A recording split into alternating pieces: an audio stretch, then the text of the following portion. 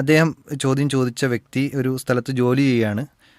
ജോലി ചെയ്യുന്ന സ്ഥലത്തുള്ള ഒരു പള്ളി, അവിടെ എന്തെങ്കിലും അവധി മറ്റു വർക്കിംഗ് ഡേയ്സ് അല്ലാത്ത ദിവസങ്ങളിൽ നിസ്കരിക്കാൻ പള്ളിയിൽ ആളുകൾ ഉണ്ടാവില്ല.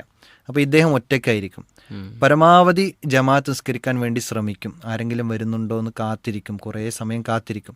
ഇനി ചിലപ്പോൾ നിസ്കാരം കുറേ നേരം കാത്തിരുന്നതിന് ശേഷം ആരെങ്കിലും വന്നാൽ അവരുടെ കൂടെ നിസ്കരിക്കും. ഇനി ആരും വന്നിട്ടില്ലെങ്കിൽ ഒറ്റയ്ക്ക് നിസ്കരിക്കും. ഇപ്പോൾ ഇങ്ങനെ ഒറ്റയ്ക്ക് നിസ്കരിക്കുമ്പോൾ ജമാഅത്തിൻ്റെ കൂലി കിട്ടുമെന്നാണ് അദ്ദേഹത്തിൻ്റെ പ്രധാനപ്പെട്ട ഒരു ചോദ്യം.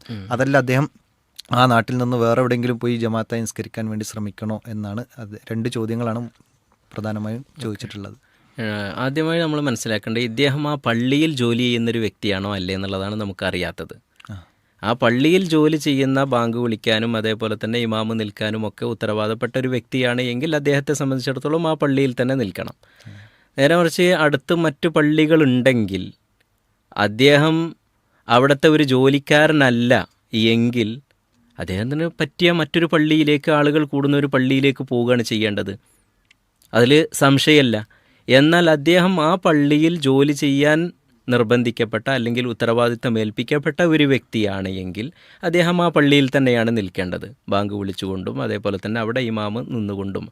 അങ്ങനത്തെ ഒരു സ്ഥലത്ത് ആളുകൾ നമസ്കരിക്കാൻ വന്നില്ല എന്നതുകൊണ്ട് അദ്ദേഹത്തെ സംബന്ധിച്ചിടത്തോളം ആ ഒരു, ഇപ്പോൾ നമ്മുടെ നാട്ടിലൊക്കെ ഉള്ളൊരു രൂപം എന്ന് പറഞ്ഞാൽ ഒരു ബാങ്ക് വിളിച്ച് ഒരു 15 മിനിറ്റ് അല്ലെങ്കിൽ 20 മിനിറ്റ് കാത്തു നിൽക്കും. അത് പിന്നെ ക്ലോക്കിൽ റെഡിയാക്കി വെച്ചതായിരിക്കും. അത് കഴിഞ്ഞാൽ നമസ്കരിക്കുക എന്നതാണ്. അത് കഴിഞ്ഞാൽ നമസ്കരിക്കുക എന്നത് ആളുകൾ പള്ളിയിൽ ഉണ്ടാകുന്ന ഒരു സമയത്താണ്. എന്നാൽ ഒരു 5 മിനിറ്റ് കൂടി കാത്തു നിന്നാൽ അല്ലെങ്കിൽ ഒരു 10 മിനിറ്റ് കൂടി കാത്തു നിന്നാൽ ആരെങ്കിലും വരും എന്ന് പ്രതീക്ഷിക്കപ്പെടുന്ന ഒരു സ്ഥലമാണ് എങ്കിൽ അവിടെ കാത്തു നിൽക്കുക തന്നെയാണ് വേണ്ടത്.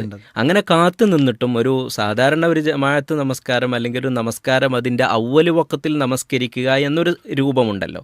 ആ അവ്വൽ വഖത്തിൽ നമസ്കരിക്കുക എന്നൊരു രൂപത്തിൽ അതിനെ കാത്തു നിന്നിട്ടും നമസ്കാരത്തിന് വേണ്ടി ആരും എത്തുന്നില്ല എങ്കിൽ പിന്നീട് അദ്ദേഹം അതിൻ്റെ അവ്വൽ വഖത്തിൽ നിന്ന് ജമാഅത്ത് പിന്തിപ്പിച്ചു കൊണ്ടുപോകേണ്ടതില്ല. അയാൾക്ക് ഒറ്റക്ക് നമസ്കരിക്കാം. അയാളുടെ നിയ്യത്തിന് അദ്ദേഹത്തിന് പ്രതിഫലം ലഭിക്കുമെന്നാണ് നമുക്ക് മനസ്സിലാക്കാൻ കഴിയുന്നത്. അതോടൊപ്പം തന്നെ നേരത്തെ പറഞ്ഞതാണ് പ്രധാനം, അദ്ദേഹം അവിടെ ജോലി ചെയ്യുന്ന സ്ഥലത്തുള്ള അടുത്ത പള്ളി എന്നാണ് പറയുന്നത്. അങ്ങനെയാണെങ്കിൽ അദ്ദേഹത്തിന് മറ്റൊരു പള്ളിയിലേക്ക്, ഈ പള്ളിയുടെ അവസ്ഥ എങ്ങനെയാണ്, ഇതൊരു പക്ഷേ ഒരു ക്യാമ്പസ് പള്ളിയായിരിക്കാം, അല്ലെങ്കിൽ ഒരു കമ്പനിയുടെ പള്ളിയായിരിക്കാം. അതിൽ ജോലിക്കാരുണ്ടാകുമ്പോൾ മാത്രമേ എന്തുണ്ടാകുള്ളൂ, അവിടെ നമസ്കാരം നടക്കുള്ളൂ. അങ്ങനെയാണെങ്കിൽ അദ്ദേഹത്തിന് മറ്റൊരു പള്ളിയിലേക്ക് പോകുന്നതാണ് ഏറ്റവും അഭികാമ്യമായിട്ടുള്ളത്. എന്നാൽ അവിടെ തന്നെ ജോലി ചെയ്യാൻ ഉത്തരവാദിത്തം ഏൽപ്പിക്കപ്പെട്ട ആളാണെന്നുണ്ടെങ്കിൽ അദ്ദേഹം അവിടെ തന്നെയാണ് നിൽക്കേണ്ടുന്നത്. അദ്ദേഹത്തിന് ജമാഅത്തിൻ്റെ കൂലി കിട്ടുമെന്ന്, അദ്ദേഹത്തിൻ്റെ നിയ്യത്തിൻ്റെ അടിസ്ഥാനത്തിൽ കിട്ടുമെന്ന് നമുക്ക് പ്രതീക്ഷിക്കാവുന്നതാണ്. ഇൻഷാ അല്ലാഹ്.